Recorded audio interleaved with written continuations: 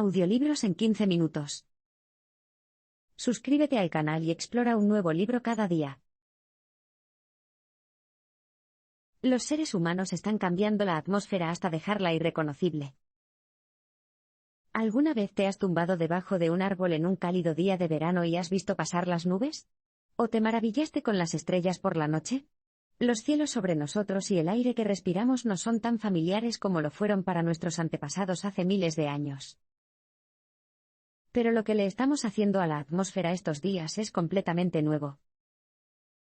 El mensaje clave aquí es: los seres humanos están cambiando la atmósfera de forma irreconocible. Como habrás adivinado, estamos hablando de contaminación. No es que la liberación de sustancias nocivas al aire sea algo inusual. Basta con pensar en el infame smog de Londres. Sin embargo, la magnitud de los daños ha cambiado drásticamente. Los seres humanos ya no son solo una pequeña nube de humo en la vasta superficie de la Tierra. Hoy, estamos alterando la atmósfera a escala global. Esto se debe en parte a que ahora somos muchos más, la población mundial ya supera los 7.000 millones. Pero esa no es la única razón. Los días de las oscuras fábricas satánicas de la revolución industrial pueden haber quedado atrás. Los controles de contaminación más estrictos han eliminado el hollín visible, y los gases sulfurosos que solían ensuciar los cielos. De lo que no se han librado es de la fuente del problema en sí, la energía del carbón. Solo en Europa, la contaminación de las centrales eléctricas de carbón sigue matando a más de 22.000 personas al año. Y el mundo en desarrollo también está contaminando más que nunca. En China, hay tanta industria sucia que solo un pequeño 1% de la población respira aire que los estándares de la Unión Europea consideran limpio. Además, las personas están añadiendo su propia contaminación casera a las emisiones industriales. En Nepal, por ejemplo, el mayor contaminador son los fuegos para cocinar con leña y estiércol que se utilizan en todo el país. Podría decirse que son los chapatis más sabrosos, el popular pan plano local. Pero lo que también hacen es infundir en el aire una neblina marrón acre distintiva. Los efectos de la neblina son muchos, desde el aumento de las temperaturas hasta las frecuentes sequías, que provocan cosechas fallidas. Y los efectos en la salud son tan alarmantes como los ambientales. Solo en la India, las estimaciones indican que, cada año, casi 2 millones de personas mueren a causa de enfermedades relacionadas con la neblina, más personas que las que mueren a causa de la malaria en todo el mundo. La buena noticia es que los efectos no tienen por qué ser permanentes. Si todas las emisiones se detuvieran a la vez, la atmósfera no tardaría muchos años en recuperarse. Pero todos sabemos que eso no va a suceder. Por lo tanto, el desafío para la humanidad será aprender a vivir en esta nueva atmósfera, y en el nuevo clima que trae consigo. Nuestra era es la era urbana y las ciudades son el futuro. Ya sea que esté escuchando estos parpadeos en su camino al trabajo o leyendo en casa, lo más probable es que se encuentre en un entorno urbano. En un pasado no muy lejano, como habitante urbano, formabas parte de una pequeña minoría. Sin embargo, hoy en día, más de la mitad de las personas del planeta viven en ciudades, y el número crece rápidamente. El mensaje clave aquí es: nuestra era es la era urbana y las ciudades son el futuro. Repletas de cultura y una animada vida nocturna, las ciudades son lugares interesantes para estar. Y también son la forma más productiva y eficiente de vivir. De hecho, cuanto más densa es una ciudad, más eficiente es. Basta con mirar los números. Cuando la población de una ciudad se duplica, los salarios promedio aumentan un 15%. Al mismo tiempo, el uso de recursos y las emisiones de carbono disminuyen en la misma medida. Y lo que es más, en términos económicos, superará en hasta una quinta parte la producción combinada de dos ciudades de la mitad de su tamaño. Sabiendo todo eso, es posible que ya esté convencido de que las ciudades serán la respuesta a los problemas ambientales y sociales de la humanidad. Sin duda, son la forma de hacer frente al crecimiento de la población y, al mismo tiempo, aumentar la sostenibilidad. Por desgracia, las cosas no son tan sencillas. La urbanización trae consigo muchos problemas propios, y bien podrían convertirse en nuestra perdición. Por un lado, el panorama cambia si nos fijamos no solo en las prósperas ciudades occidentales, sino también en el mundo en desarrollo. En muchos países más pobres, la sostenibilidad es en realidad peor en las ciudades. Esto se debe a que, a medida que las personas de las ciudades aumentan su riqueza, utilizan más energía, producen más residuos y consumen más alimentos que las poblaciones rurales pobres. Por el contrario, en los países más ricos, los ricos tienden a vivir en áreas rurales, por lo que este efecto se invierte. Es más, el proceso de urbanización es en sí mismo un negocio miserable. Las ciudades a menudo crecen como resultado de una migración rápida y no planificada desde el campo. Y eso genera asentamientos informales en barrios marginales sin infraestructura, lo que genera montañas de basura, agua contaminada y tierras contaminadas. A medida que el mundo se urbaniza, depende de nosotros que superemos estos problemas o dejemos que se acumulen. Si todos trabajamos juntos para encontrar soluciones innovadoras, las ciudades pueden, después de todo, cumplir su promesa. Podrían convertirse en el entorno perfecto para que sobrevivamos y prosperemos en nuestro planeta cambiante. Los cambios drásticos en las montañas amenazan nuestra supervivencia. Los seres humanos siempre han estado cautivados por la majestuosidad resplandeciente de las cumbres de las montañas cubiertas de nieve. Pero si escalas cualquier montaña hoy, es más probable que encuentres un rastro de basura que un paraíso nevado intacto. Y, trágicamente, los cambios son más que solo estéticos. El mensaje clave aquí es, los cambios drásticos en las montañas amenazan nuestra supervivencia. Las montañas son más que una fuente de asombro para los seres humanos. Son una fuente esencial de vida. Para empezar, dependemos de las montañas para obtener agua dulce. Más de la mitad de toda el agua dulce del mundo se almacena en los glaciares de montaña. Sin embargo, el calentamiento global está destruyendo estas reservas naturales.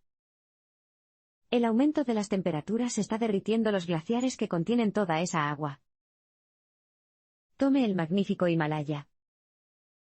Fuera de las regiones polares, es el área más grande del mundo cubierta por glaciares, 35.000 kilómetros cuadrados de ellos, que almacenan casi 4.000 kilómetros cúbicos de hielo. Pero se están derritiendo tan rápido que se espera que más de 2/3 desaparezcan para finales de siglo. Y ahora que nuestro suministro de agua dulce se está agotando, comienza la carrera por reponer nuestras reservas.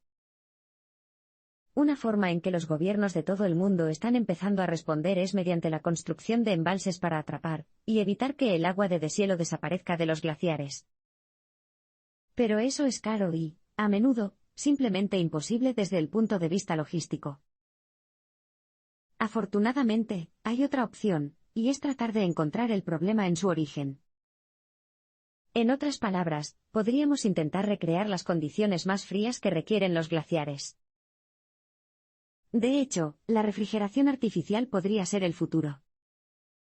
La mejor manera de enfriar el planeta podría ser reflejar el calor lejos de él. ¿Cómo se hace eso? Una idea es enviar espejos gigantes al espacio exterior para orbitar la Tierra y reflejar la luz solar incluso antes de que nos llegue. Otra consiste en liberar pequeñas partículas reflectantes a la atmósfera, imitando los efectos de la contaminación, pero esta vez por el bien de la humanidad. Sin embargo, la refrigeración artificial conlleva sus propios peligros. El más grande se conoce como problema de terminación. Si este enfriamiento intensivo se detuviera abruptamente, se produciría un aumento repentino de la temperatura de varios grados. Y eso sería mucho más catastrófico para el planeta que el calentamiento gradual que estamos experimentando ahora. Nuestros ríos suministran la energía que tanto se necesita, pero esto tiene un gran costo humano y ambiental. Beber, lavar, pescar, navegar, desde la comida hasta el transporte, hemos dependido de los ríos para nuestras necesidades básicas desde el principio de los tiempos. Pero en el último siglo también los hemos utilizado como fuente de energía. Hoy en día, 2/3 de los ríos del mundo ya tienen una presa en algún lugar a lo largo de ellos, y se planean aumentar aún más. El mensaje clave aquí es: nuestros ríos suministran la energía que tanto se necesita, pero esto tiene un gran costo humano y ambiental. Las represas proporcionan energía, un tipo de energía particularmente eficiente llamado energía hidroeléctrica. La energía hidroeléctrica produce energía al almacenar agua en depósitos detrás de las represas, y luego liberarla en ráfagas junto a las turbinas para generar electricidad. En efecto, esto significa que la presa viene con su propia batería, el propio depósito. Y esta batería natural tiene una eficiencia del 80 al 90%. Además, a diferencia de, por ejemplo, la energía solar, no depende del clima y produce energía constantemente. Además, dado que la infraestructura necesaria para construir una presa es relativamente barata, los beneficios económicos también son enormes. Suena perfecto, ¿verdad? Bueno, no del todo. La llegada de una presa también trae consigo muchas consecuencias negativas para el medio ambiente y sus habitantes. Cuando se construye un embalse, el resultado inmediato es que la tierra fértil se inunda. Como si eso no fuera suficiente, la fertilidad de toda el área más allá de las partes inundadas también se ve afectada. Esto se debe a que las represas impiden que los sedimentos transportados por los ríos lleguen a la tierra, y la tierra arrastrada por las lluvias no se puede reemplazar. Y el impacto ambiental no termina ahí. El peso de tanta agua puede provocar terremotos. Al mismo tiempo, río abajo, se impide que los peces lleguen a sus áreas de desove y ya no pueden reproducirse. Es un gran dilema. Por un lado, la energía hidroeléctrica aporta la energía que tanto necesitan los países y regiones pobres. Las remotas y adormecidas aldeas a lo largo del río Mekong, en Laos, pronto tendrán electricidad e internet confiables gracias a la construcción de nuevas represas. Pero, por otro lado, como señala un pescador local, no se puede consumir electricidad. Al no poder pescar ni vivir de la tierra, la población local corre el riesgo de ser desplazada de sus hogares. También hay pérdidas que son más difíciles de cuantificar, como la desaparición de antiguos cementerios. Sin sus medios tradicionales de supervivencia, comunidades y formas de vida enteras están amenazadas. Y ese es el desafío clave de nuestros tiempos: cómo satisfacer nuestras crecientes necesidades sin dañar aún más los recursos que las satisfacen. Para alimentar a nuestra creciente población en un mundo que se calienta, la humanidad necesita hacer que la agricultura sea más eficiente. En esta era de calentamiento global, donde la escasez de agua se está convirtiendo en la norma, la tierra se está volviendo cada vez menos hospitalaria para la agricultura. África es un buen ejemplo. En todo el continente, ya hay poca irrigación y poca lluvia. Y con el cambio climático, se hace cada vez más difícil para las personas sobrevivir allí. El mensaje clave aquí es: para alimentar a nuestra creciente población en un mundo que se calienta, la humanidad necesita hacer que la agricultura sea más eficiente. Tomemos como ejemplo Uganda. Aquí, las estaciones de lluvia solían funcionar como un reloj, y los agricultores podían plantar y cosechar en momentos específicos. La siembra de semillas podía comenzar en el momento exacto, justo antes de que llegara el agua. Pero ahora las lluvias se han vuelto esporádicas e impredecibles. A veces llueve durante semanas, más a menudo, solo durante 1 o 2 días. Nadie sabe si deben empezar a plantar con las primeras gotas o esperar a ver si la lluvia dura. Las lluvias deficientes significan malas cosechas, y las malas cosechas significan escasez de alimentos. La escasez de alimentos se ve agravada por el aumento de los precios, provocado por la especulación de las empresas extranjeras. Así que no podemos contar con su ayuda. Pero, por suerte, hay otra forma: aumentar la productividad de los pequeños agricultores. Conozca a Winifred, una agricultora local del este de Uganda. Vive en una zona donde casi el 80% de las personas dependen de la ayuda alimentaria para sobrevivir.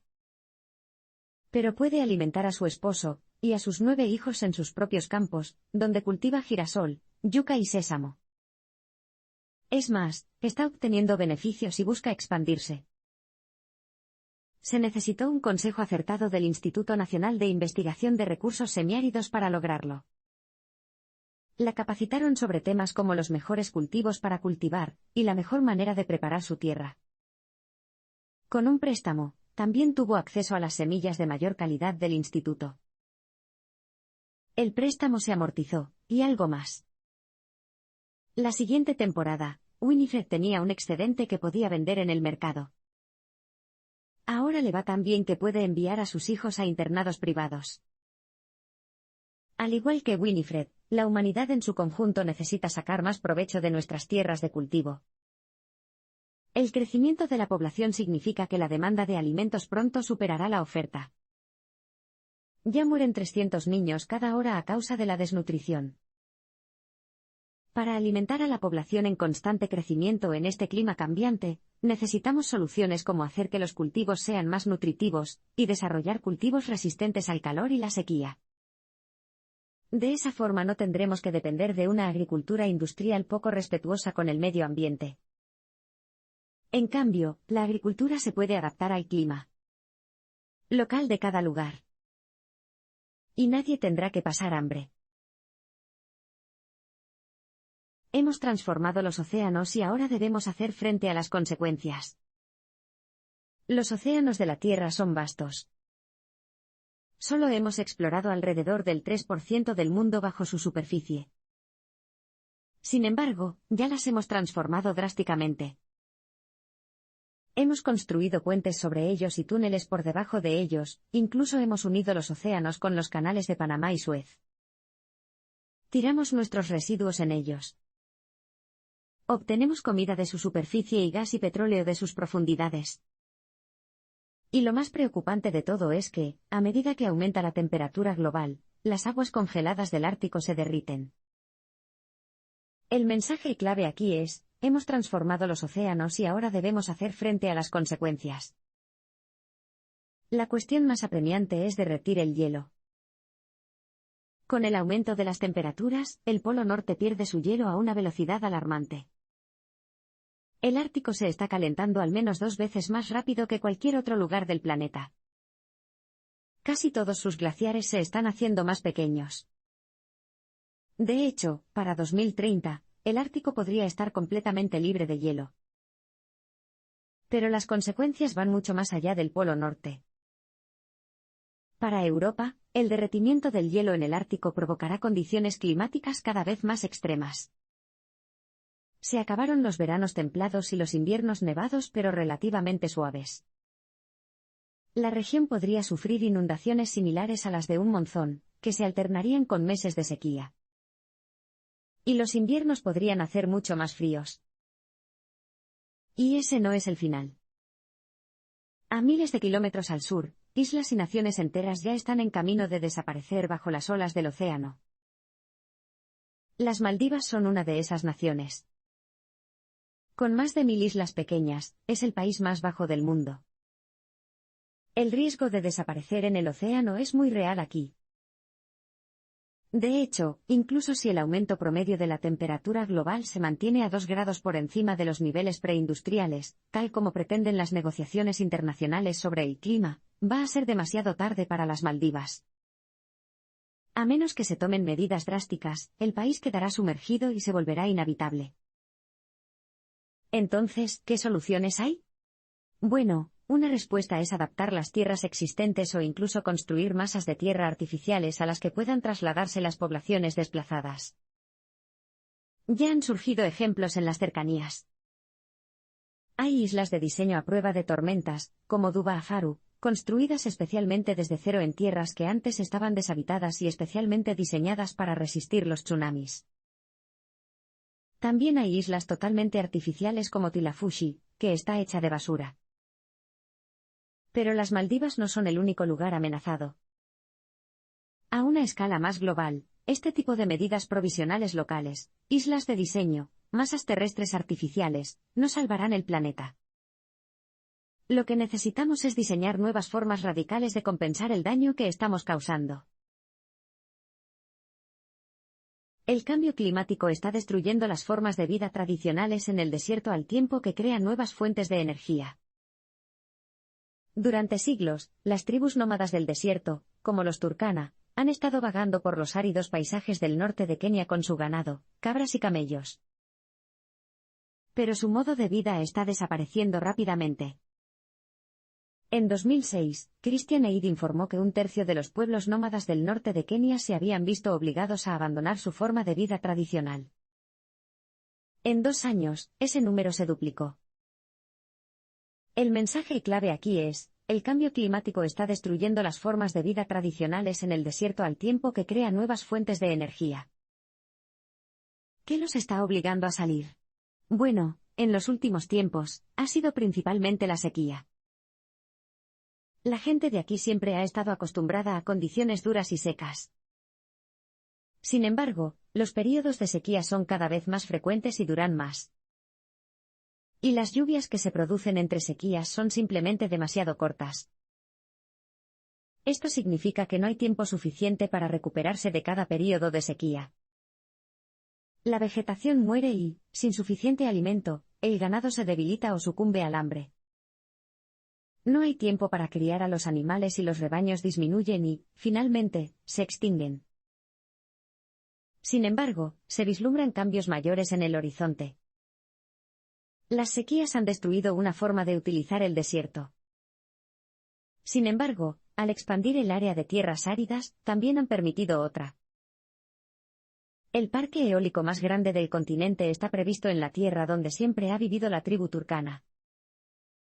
Gracias a los vientos fuertes y fiables, las turbinas eólicas de los desiertos pueden producir el doble de energía que en Europa.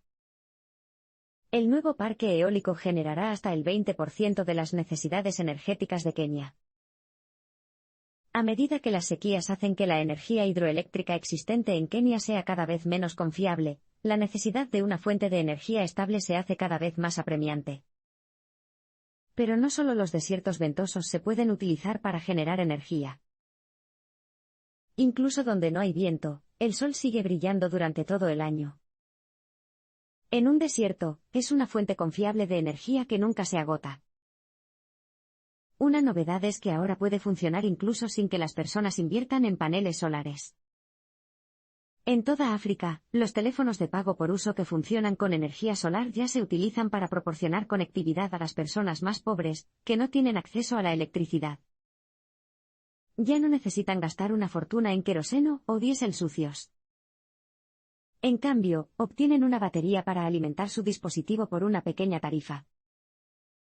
Luego, simplemente lo cambian por uno recargado de vez en cuando en un centro comunitario de carga solar.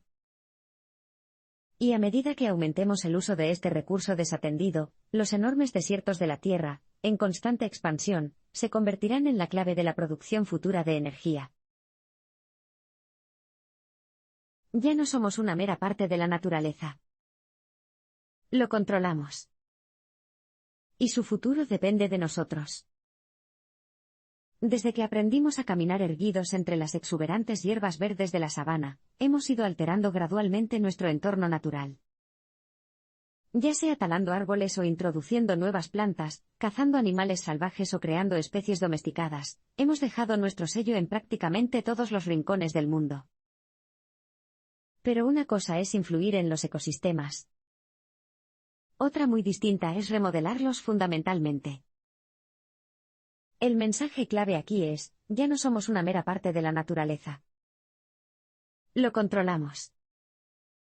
Y su futuro depende de nosotros. Ya hemos desencadenado una nueva ola de extinciones. Ya se han producido 5 extinciones masivas en el planeta.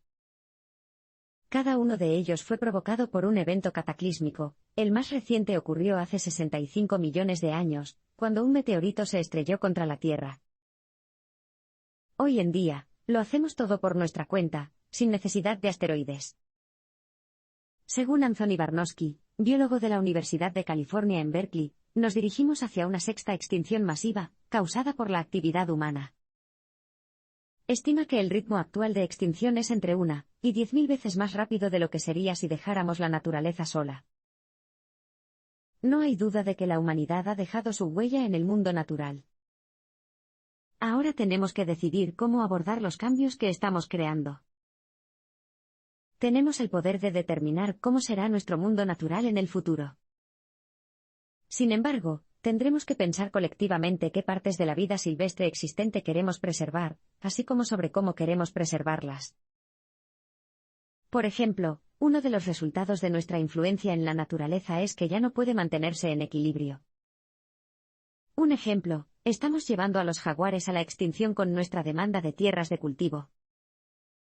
Pero, al mismo tiempo, estamos perdiendo su papel como depredadores naturales que mantienen a raya a los roedores y a las garrapatas que portan, que transmiten enfermedades. Para contrarrestar este problema, podríamos intentar restablecer el equilibrio de los ecosistemas por medios artificiales. Por ejemplo, una propuesta es llevar elefantes y rinocerontes a Australia, que no es su hábitat natural, para que coman pastos y frenen los incendios forestales. Tenemos el poder de cambiar la naturaleza. La pregunta es ¿qué haremos con ese poder? Los bosques nunca han estado más amenazados. Aproximadamente la mitad de los bosques que alguna vez cubrieron la Tierra ya han desaparecido debido a las actividades humanas. Si continuamos a este ritmo, acabaremos con todas las selvas tropicales del mundo antes de que acabe el siglo. Pero, ¿qué es exactamente lo que impulsa toda esta destrucción? El mensaje clave aquí es, los bosques nunca han estado más amenazados. Todo se reduce a una causa principal en todo el mundo, la deforestación que acompaña a la construcción de carreteras. Esto se debe a que, después de construir una carretera, el área que la rodea se destruye. Según los científicos, casi toda la deforestación del mundo, el 95%, ocurre a menos de 25 kilómetros de una carretera. Los agricultores deforestan para limpiar la tierra para cultivar, y los productores de drogas también utilizan el territorio. Solo en la Amazonía, se construyeron 50.000 kilómetros de carreteras en solo 3 años y, en promedio, un radio de deforestación de 50 metros rodea cada una de ellas. Sin embargo, hay buenas razones por las que se construyen carreteras. Tomemos cualquier región remota e intransitable en cualquier parte del planeta, y es probable que pida a gritos una carretera. Los necesitamos para crear acceso a cosas como minas y represas, y para conectar ciudades y pueblos distantes. En cierto modo, tiene sentido desde el punto de vista económico. Construye una carretera y, de repente, una comunidad se conecta con los beneficios de la civilización, como la educación y el comercio. Pero esto también tiene un lado más siniestro. No son solo las personas comunes las que se benefician de una mejor infraestructura. También son los cazadores furtivos de animales, así como los traficantes y cultivadores de drogas como la cocaína. Es por eso que resistirse a la deforestación es tan difícil específicamente en la Amazonía. De hecho, en 2011, un activista por semana fue asesinado en promedio por esta causa. Con intereses tan poderosos y nefastos en juego, el futuro puede parecer sombrío para los bosques. Afortunadamente, hay cosas que se pueden hacer para reducir el daño. Cuando se trata de conectar proyectos de infraestructura masivos con el resto del mundo, una respuesta es construir ferrocarriles en lugar de carreteras o utilizar las redes fluviales existentes. Esto es lo que hizo el proyecto de gas Camisea.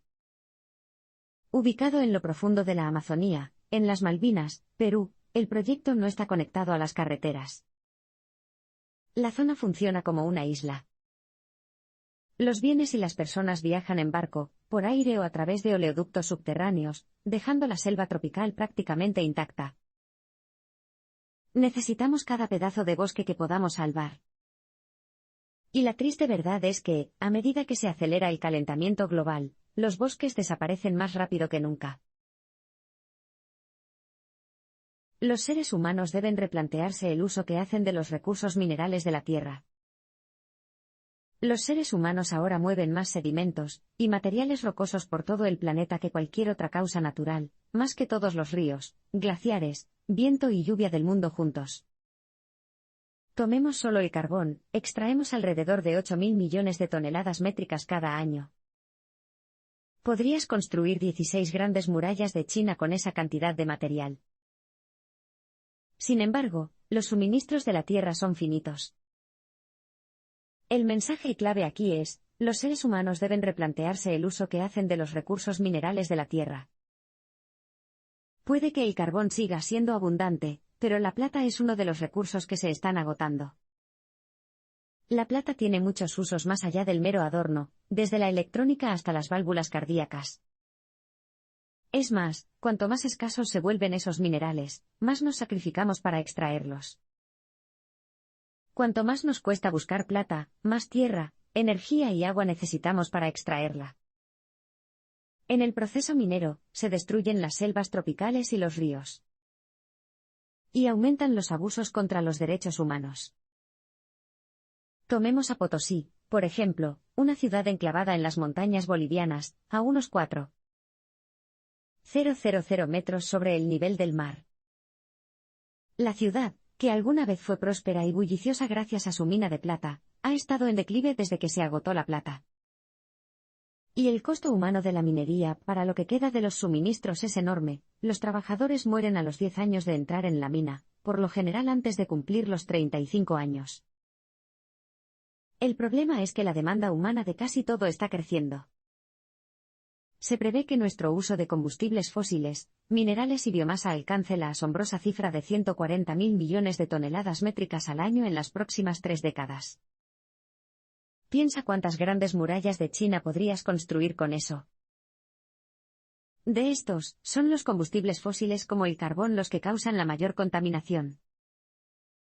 Las centrales eléctricas de carbón construidas en la primera década de nuestro siglo emitirán por sí solas más dióxido de carbono en los próximos 25 años que el que se ha emitido desde la revolución industrial. Sin embargo, reducir nuestro uso no va a ser fácil. En este momento, el 86% de la energía mundial proviene de combustibles fósiles, y el consumo de energía está aumentando. Para alimentar la demanda, la electrificación es el camino a seguir. Calefacción, iluminación, transporte, todo esto puede funcionar con baterías en lugar de tanques de combustible. Y el ingrediente mágico ligero y eficiente de las baterías es un elemento que también se encuentra cerca del núcleo terrestre. Es litio. El smartphone que probablemente tengas en la mano ahora mismo lo usa. Y hay muchas posibilidades de ampliar su uso. Solo es cuestión de crear la infraestructura adecuada.